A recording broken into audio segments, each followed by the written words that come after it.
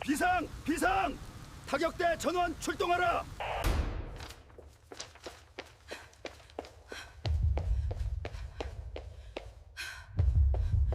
가자! 빨리!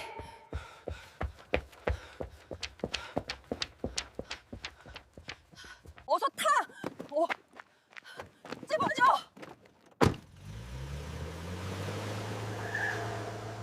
북한이 발칵 뒤집혔습니다.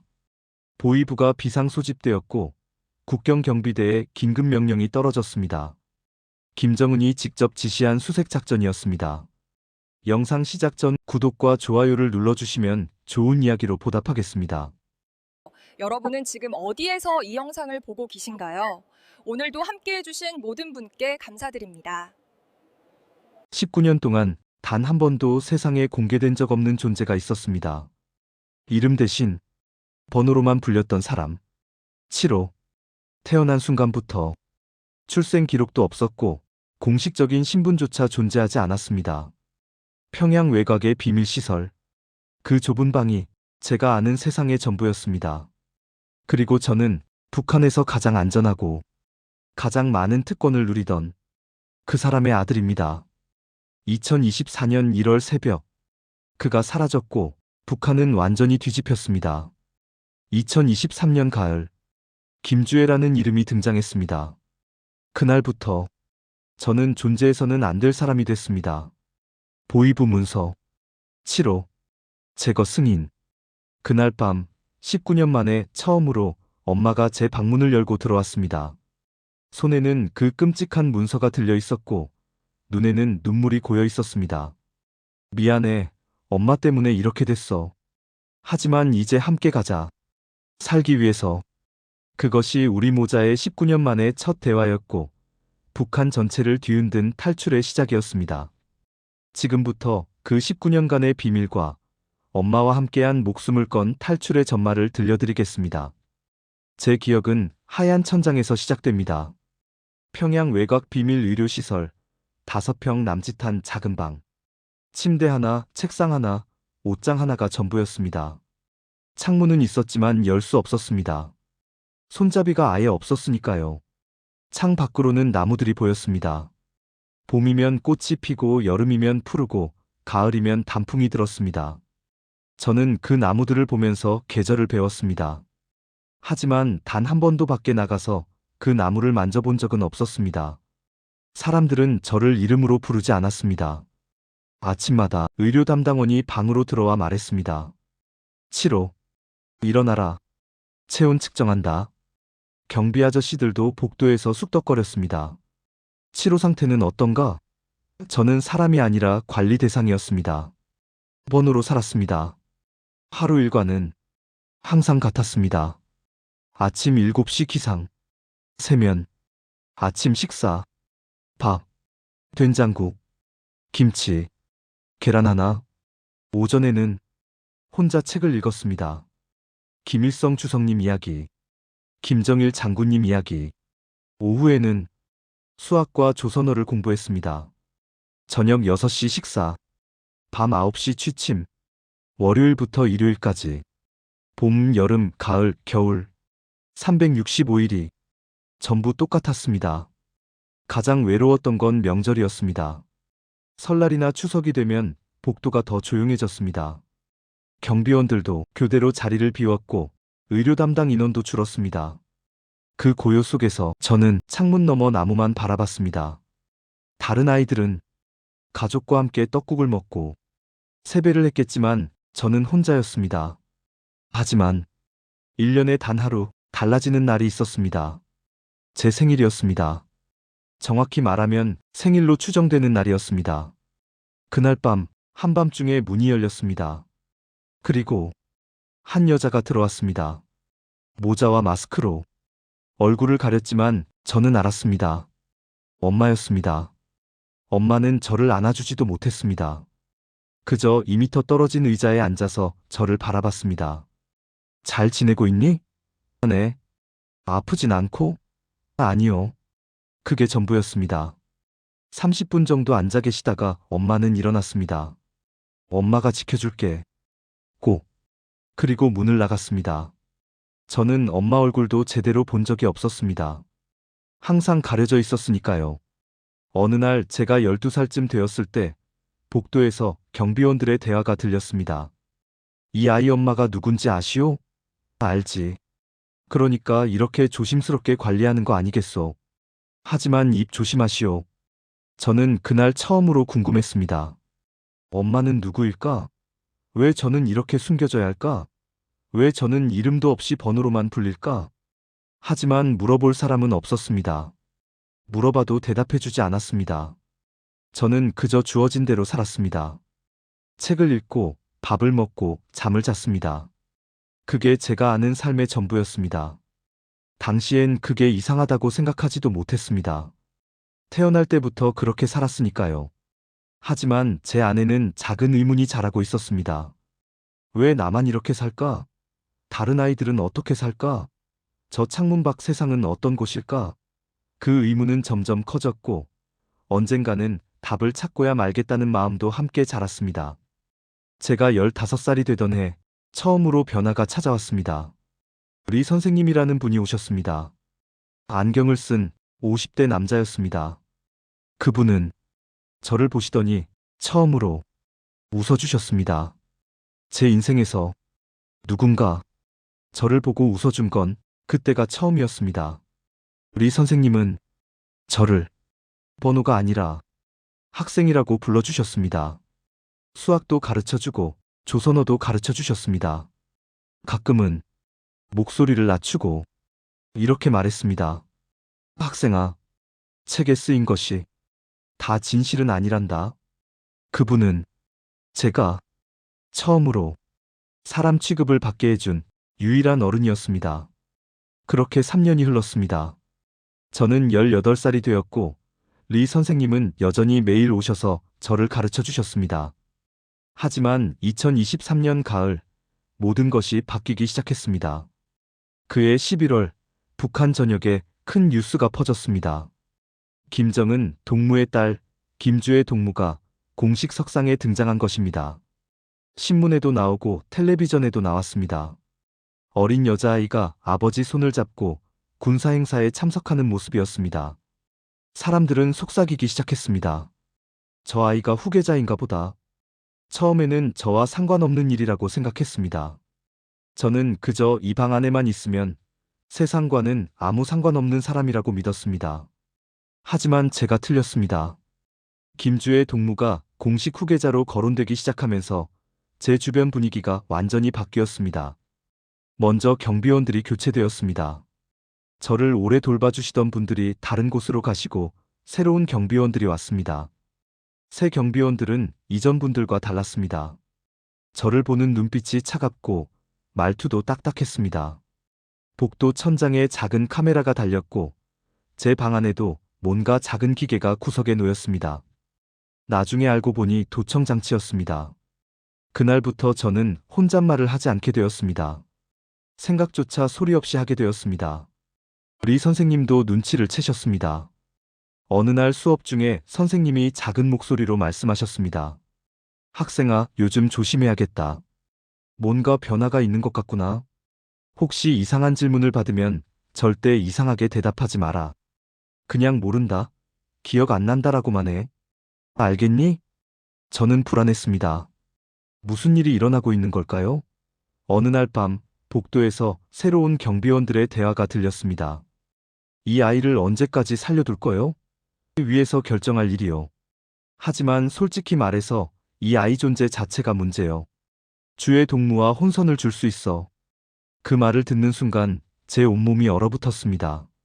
살려둔다는 말은 언제든 죽일 수 있다는 뜻이라는 걸 저는 그날 처음 알았습니다. 그날 밤 저는 잠을 이루지 못했습니다. 그리고 다음 날 아침 제 인생에서 가장 중요한 사람이 제 방에 오지 않았습니다. 리 선생님은 오후 2시가 되면 언제나 오셨습니다. 3년 동안 단 하루도 거르지 않으셨습니다. 그런데 그날은 오시지 않았습니다.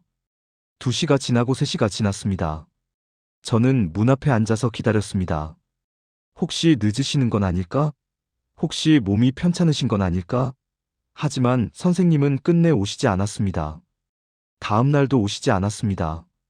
그 다음 날도, 그 다음 날도. 일주일이 지났습니다. 저는 의료 담당원에게 물었습니다. 우리 선생님은 왜 안 오십니까? 의료 담당원은 차갑게 대답했습니다. 그분은 더 이상 오시지 않는다. 묻지 마라. 그 말투에서 저는 알았습니다. 저와 가까웠다는 이유만으로 선생님에게 무슨 일이 생긴 겁니다. 며칠 후 더 끔찍한 일이 일어났습니다. 보이부 사람들이 제 방에 들이닥쳤습니다. 그들은 제 방을 뒤졌습니다. 책상 서랍을 열고 침대 밑을 뒤지고 옷을 다 꺼냈습니다. 한 요원이 서류 몇 장을 가지고 나갔다가 다시 들어왔습니다. 그는 제 앞에 서류를 탁 던졌습니다. 읽어봐라. 저는 떨리는 손으로 서류를 집었습니다. 맨 위에 빨간 도장이 찍혀 있었습니다. 문서를 읽는 순간 제 손이 멈췄습니다. 대상자 7호. 모친 현송월 동무. 김주의 후계 확정에 따른 혈통 정리. 결정사항 제거 승인. 제거 승인. 저를 죽이겠다는 공식 명령이었습니다. 그리고 그 문서에 제 엄마의 이름이 적혀 있었습니다. 현송월. 저는 그 이름을 알고 있었습니다. 북한에서 모르는 사람이 없는 이름이었습니다. 은하수관현악단 단장 김정은, 동무 곁에서 늘 보이던 그 여자. 그분이 제 엄마였습니다. 요원이 말했습니다. 넌 존재해서는 안 될 아이였어. 김주의 동무가 후계자가 된 이상 너 같은 존재는 혼란만 준다. 일주일 후에 처리된다. 각오해라. 그들이 나간 후 저는 그 자리에 주저앉았습니다. 일주일 후면 저는 죽습니다. 19년을 숨어 살았는데 결국 이렇게 끝나는 겁니까? 그날 밤 자정이 지났을 때 방문이 열렸습니다. 누군가 들어왔습니다. 저는 깜짝 놀라 일어났습니다. 어두워서 얼굴이 잘 보이지 않았습니다. 불이 켜졌습니다. 그리고 저는 처음으로 엄마의 얼굴을 봤습니다. 마스크도 모자도 없이 엄마가 제 앞에 서 있었습니다. 엄마의 눈에는 눈물이 고여 있었습니다. 엄마는 저에게 다가와서 처음으로 저를 안았습니다. 19년 만에 처음으로 엄마의 품에 안겼습니다. 미안해. 정말 미안해. 엄마가 널 이렇게 만들었어. 엄마의 목소리가 떨렸습니다. 하지만 이제 함께 가자. 여기서 나가자. 살기 위해서. 저는 물었습니다. 어디로요? 엄마가 대답했습니다. 어디든. 이 나라가 아닌 곳으로. 자유로운 곳으로. 탈북. 엄마는 저와 함께 북한을 떠나겠다는 것이었습니다. 엄마는 모든 것을 버리겠다는 것이었습니다. 지위도 권력도 명예도 다 버리고 저를 살리겠다는 것이었습니다. 저는 물었습니다. 정말 가능합니까? 엄마는 고개를 끄덕였습니다. 가능해. 엄마가 준비했어. 모든 걸 준비했어. 이틀 후 밤에 출발한다. 살아남자. 고. 그날 밤 저는 처음으로 내일을 생각했습니다. 19년 동안 번호로 살았지만 이제는 사람으로 살고 싶었습니다. 이틀 후 밤 11시 엄마가 방문을 열었습니다. 검은 옷을 입고 배낭 하나를 메고 있었습니다. 준비됐니? 저는 고개를 끄덕였습니다. 준비할 것도 없었습니다. 19년을 이 방에서 살았지만 가져갈 것이 없었으니까요. 엄마가 제 손을 잡았습니다. 따뜻했습니다. 처음으로 엄마 손을 제대로 잡았습니다. 따라와. 절대 소리내지 마. 우리는 복도로 나갔습니다. 복도는 어두웠습니다. 비상등만 희미하게 켜져 있었습니다. 경비실 쪽에서 목소리가 들렸습니다. 엄마가 제 손을 더 세게 잡았습니다. 우리는 숨을 죽이고 반대편 계단으로 향했습니다. 1층에 도착했습니다. 출구가 보였습니다. 하지만 경비가 서 있었습니다. 엄마가 멈췄습니다. 그리고 경비에게 다가갔습니다. 강동무 수고하시오. 경비가 고개를 숙였습니다. 단장 동무, 야심한 밤에 어디 가십니까? 엄마가 대답했습니다. 급한 일이 있어. 문 좀 열어주시오. 경비는 잠시 망설이다가 문을 열었습니다. 엄마가 제 손을 잡고 밖으로 나갔습니다. 문이 닫히는 소리가 들렸습니다. 저는 밖으로 나왔습니다. 19년 만에 처음으로. 바깥 공기는 차가웠습니다. 1월의 밤 공기였습니다. 제 폐가 그 공기를 들이마셨습니다. 이것이 자유의 공기였습니다. 하늘에는 별이 빛났습니다. 처음 보는 별이었습니다. 가자. 빨리. 엄마가 제 손을 끌었습니다. 우리는 어둠 속으로 뛰었습니다. 뒤를 돌아보지 않았습니다. 앞만 봤습니다. 차가 한 대 서 있었습니다. 엄마가 운전석에 앉았습니다. 타. 저는 조수석에 탔습니다. 엄마가 시동을 걸었습니다. 차가 움직이기 시작했습니다. 어디로 가는 겁니까? 제가 물었습니다. 함경북도 국경지역. 엄마가 대답했습니다. 거기서 강을 건너야 해. 중국으로. 두만강. 저는 그 이름을 알고 있었습니다. 북한과 중국을 가르는 강. 수많은 탈북자들이 목숨을 걸고 건너는 그 강. 차는 밤새 달렸습니다. 엄마는 한 번도 쉬지 않고 운전했습니다. 새벽 5시쯤 되자 차를 세웠습니다. 여기서부터는 걸어야 해. 차는 버린다. 우리는 차에서 내렸습니다. 주변은 산이었습니다. 눈이 쌓여 있었습니다. 엄마가 배낭을 꺼내서 제게 건넸습니다. 여기 옷이랑 신발이 있어. 갈아입어. 추울 거야. 저는 옷을 갈아입었습니다. 두꺼운 외투와 등산화였습니다. 엄마도 옷을 갈아입었습니다. 그리고 우리는 걷기 시작했습니다. 산길은 험했습니다. 눈이 깊어서 걸음마다 발이 빠졌습니다. 차가운 바람이 얼굴을 때렸습니다. 손이 얼었습니다. 하지만 멈출 수 없었습니다. 해가 떴습니다. 엄마가 말했습니다. 낮에는 숨어야 해. 사람들 눈에 띄면 안 돼. 우리는 나무 사이에 숨었습니다. 엄마가 배낭에서 빵을 꺼냈습니다. 먹어. 저는 빵을 먹었습니다. 목이 말랐습니다. 엄마가 물병을 건넸습니다. 엄마. 제가 불렀습니다. 무섭지 않습니까? 엄마가 저를 봤습니다. 무섭지. 엄청 무서워. 하지만 너를 지켜야 해. 그게 엄마 할 일이야. 해가 지고 다시 어둠이 왔습니다. 우리는 다시 걷기 시작했습니다. 사흘째 밤이었습니다. 엄마가 말했습니다. 거의 다 왔어. 저기 불빛 보이지? 저게 국경 마을이야. 멀리 작은 불빛들이 보였습니다. 그리고 그 너머에 검은 선이 보였습니다. 강이었습니다. 두만강이었습니다. 저 강만 건너면 중국입니다. 저 강만 건너면 살 수 있습니다. 저는 그때까지도 몰랐습니다. 강을 건너는 게 가장 위험한 순간이 아니라는 걸. 엄마가 제 손을 잡았습니다. 지금이야. 달려. 우리는 강으로 내려갔습니다. 강물이 발목을 적셨습니다. 차가웠습니다. 뼈까지 얼어붙는 느낌이었습니다. 한 걸음 더 들어갔습니다. 무릎까지 찼습니다.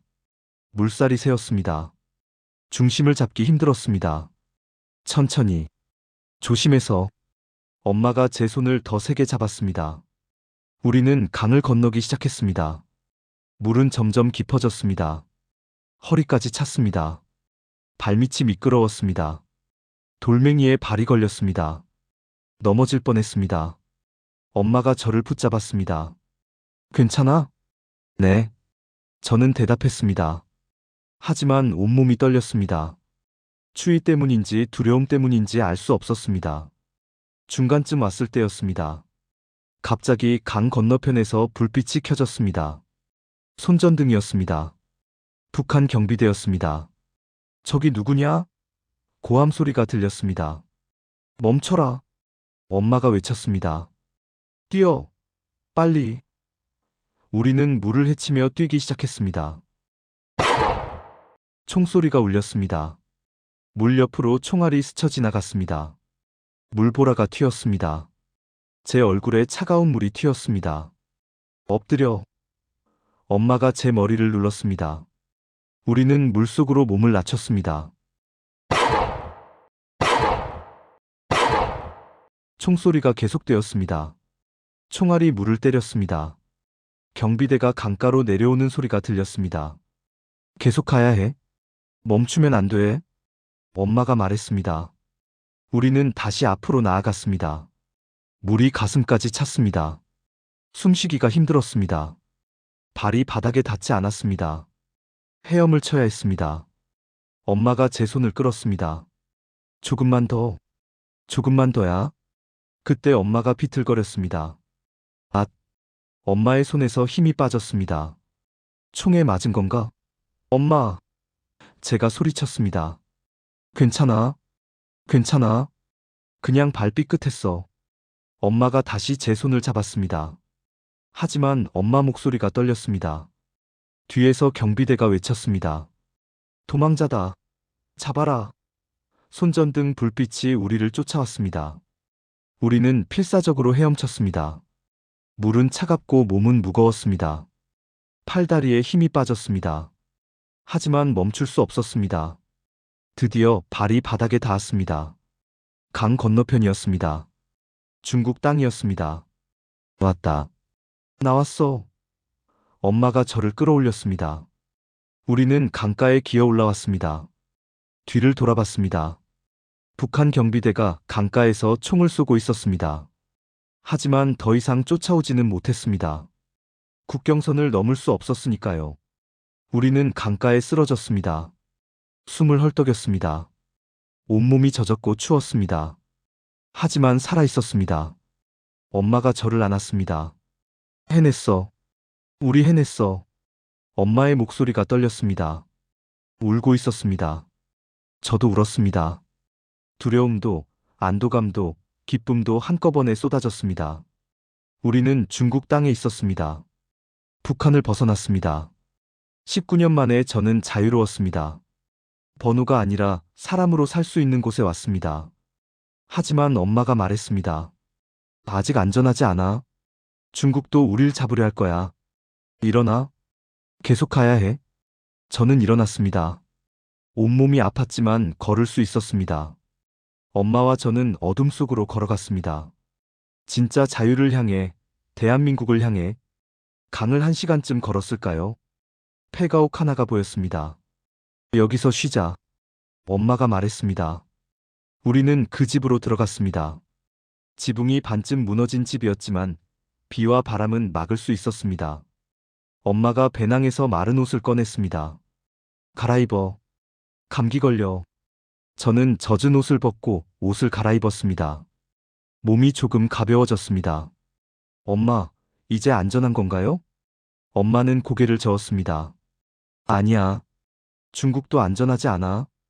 탈북자를 발견하면 북한으로 송환해. 그 말은 강을 건넜어도 아직 끝이 아니라는 뜻이었습니다. 그럼 어떻게 해야 합니까? 숨어야 해. 낮에는 절대 밖에 나가지 마. 공안 눈에 띄면 안 돼. 다음 날부터 우리는 숨어 지냈습니다. 낮에는 폐가옥 안에만 있었습니다. 배가 고팠지만 참았습니다. 밤이 되면 엄마가 밖으로 나가서 먹을 것을 구해왔습니다. 사흘째 되던 날, 엄마가 한 남자를 데려왔습니다. 조선족이었습니다. 여기서 오래 있으면 위험해요. 제가 아는 곳으로 가세요. 그는 우리를 트럭에 태웠습니다. 짐칸 구석에 숨었습니다. 새로운 곳은 비닐하우스였습니다. 농사 짓는 곳 뒤편의 창고였습니다. 조금 더 나았습니다. 적어도 따뜻했습니다. 하지만 불안했습니다. 낮에는 밖에서 트럭 소리만 나도 움찔했습니다. 혹시 공안이 아닐까? 혹시 신고당한 건 아닐까? 엄마도 불안해했습니다. 밤마다 잠을 설쳤습니다. 가끔 악몽을 꾸는 것 같았습니다. 일주일쯤 지났을 때 엄마가 말했습니다. 여기서도 평생 숨어 살 순 없어. 한국으로 가야 해. 대한민국으로 가면 진짜 안전해. 어떻게 가는데요? 동남아시아를 거쳐서 가는 방법이 있어. 브로커를 통해서. 엄마는 조선족 아저씨를 통해 브로커를 만났습니다. 중국 사람이었습니다. 라오스를 거쳐서 태국으로 가는 루트가 있어. 거기서 한국 대사관으로 가면 돼요. 하지만 돈이 필요해요. 엄마가 물었습니다. 얼마요? 2사람이면 이 정도요. 브로커가 종이에 숫자를 적었습니다. 엄마는 망설이지 않았습니다. 배낭에서 뭔가를 꺼냈습니다. 금반지와 시계였습니다. 이걸로 되겠소? 브로커가 확인하더니 고개를 끄덕였습니다. 됩니다. 저는 깨달았습니다. 엄마가 이미 모든 걸 준비했다는 것을. 탈북하기 전부터 이 여정을 계획했다는 것을. 언제 출발합니까? 엄마가 물었습니다. 이틀 후. 준비하세요. 이틀 후, 우리는 큰 트럭 앞에 섰습니다. 짐칸에는 이미 몇 명이 더 있었습니다. 다른 탈북자들이었습니다. 올라타세요. 조용히 하시고. 검문소 지날 때 절대 소리내면 안 됩니다.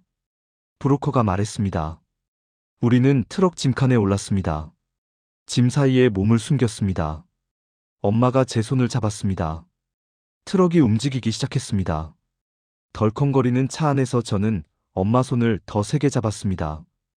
이번에야말로 진짜 자유를 찾을 수 있을까요? 트럭은 오래 달렸습니다. 검문소를 지날 때마다 숨을 죽였습니다. 한 번은 짐칸이 열렸고 저는 엄마 품에 얼굴을 묻었습니다. 문은 다시 닫혔습니다. 우리는 살았습니다. 라오스를 거쳐 태국에 도착했습니다. 방콕 한국 대사관 앞에 섰을 때 태극기가 보였습니다. 저는 그 자리에서 무너졌습니다. 어서 오세요. 힘드셨죠? 직원의 따뜻한 목소리에 눈물이 났습니다. 19년 만에 처음 들은 따뜻함이었습니다. 제 이야기를 했습니다. 19년간 치료로 살았다고. 그들은 처음엔 믿지 않았습니다. 확인이 이어졌고 결국 고개를 끄덕였습니다. 대한민국이 보호하겠습니다. 그 말을 듣는 순간 저는 처음으로 안전하다고 느꼈습니다. 한 달 후 비행기 창밖으로 구름이 보였습니다. 저는 그제야 하늘을 날고 있다는 걸 알았습니다. 평생을 한 방에 갇혀 살던 제가 지금 하늘을 날고 있었습니다. 인천공항에 착륙했습니다. 비행기 문이 열리고 저는 대한민국 땅을 밟았습니다. 바닥이 차가웠습니다. 하지만 이상하게도 따뜻하게 느껴졌습니다. 공항을 나서면서 하늘을 올려다봤습니다. 파란 하늘이 펼쳐져 있었습니다. 구름이 흘러갔습니다. 자유로웠습니다. 며칠 후 정부 직원이 물었습니다. 이름을 정하셔야 합니다. 뭐로 하시겠어요? 저는 잠시 생각했습니다. 그리고 말했습니다. 이제는 번호가 필요 없는 이름을 갖고 싶다고. 엄마와 상의했습니다. 자유롭게 살라는 뜻으로 자유자를 넣으면 어떨까? 그렇게 저는 이름을 얻었습니다. 주민등록증을 받던 날, 저는 처음으로 이 세상에 등록된 사람이 되었습니다. 거기에 제 이름이 적혀 있었습니다. 더 이상 치료가 아니었습니다. 5년이 흘렀습니다. 지금 저는 평범한 하루를 살고 있습니다. 그 평범함이 저에게는 가장 큰 자유입니다. 가끔 새로운 탈북자들을 돕습니다. 괜찮아요. 여기는 안전해요. 제가 그들에게 말하면 그들의 눈에서 안도의 빛을 봅니다. 리 선생님이 저에게 그러셨듯이 저도 누군가에게 온기가 되고 싶습니다. 엄마는 조용히 살고 계십니다. 가끔 만나서 밥을 먹습니다. 잘 지내니? 네, 엄마. 행복해요. 엄마는 웃으십니다. 그 웃음 속에 19년의 미안함과 사랑이 담겨 있습니다. 저는 더 이상 치료가 아닙니다. 이름으로 불립니다. 사람으로 살아갑니다. 리 선생님, 약속 지키고 있습니다. 오늘도 내일도 저는 사람답게 살아가고 있습니다.